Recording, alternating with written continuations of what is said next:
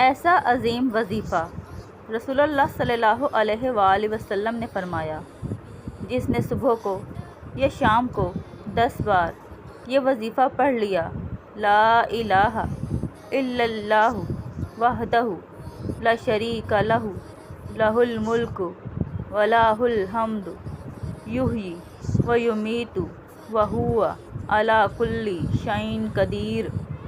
Number 1، اللہ شام صبح تک اس کی حفاظت کے لیے مسلح فرشتے بھیجے گا جو شیطان سے اس کی حفاظت کریں گے۔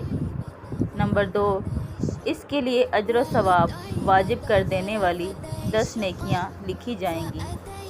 نمبر 3، اس کے 10 خطرناک قسم کے گناہ معاف کر دیے جائیں گے۔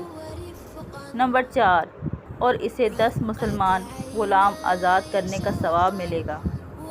نمبر 5، اور اس دن اس کا اس عمل سے زیادہ اجر والا کوئی عمل نہ ہوگا۔